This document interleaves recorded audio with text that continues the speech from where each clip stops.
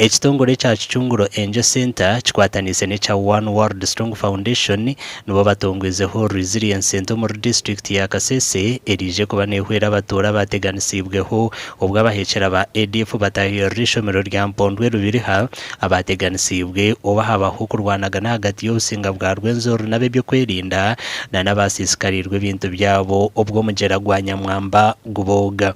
Kanone David Kabigumera or director wa Kichunguro Angel Center nagira ngo amane nibija gato by'ubwegese obuhinji ebyamagara na nebindi. We are happy we found the district had already made assessment and recommendations. That's where we shall be concentrating areas like education, health, community, production, that is agriculture, and the whole, generally the whole community of Rwenzoro region. Mande bwambare uriyo muhandishi wa social service wa district ya Kasese we nagira ngo Resilience Center jineja kubayamba umukugunjura abo bona abakubasa kuba bashirweho buzubo. We agreed with the partners that we are going to construct a resilient center that will give skills, will give knowledge on how our people can adapt to difficult situations, especially those which bring trauma. There are people who are not sure of what will happen next time.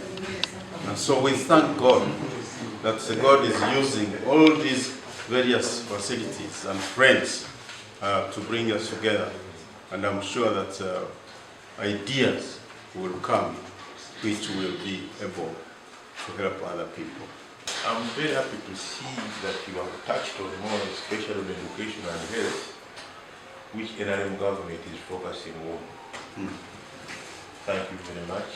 And the social cycle, because of the problems you have gone through, think about that one only of here, but very many.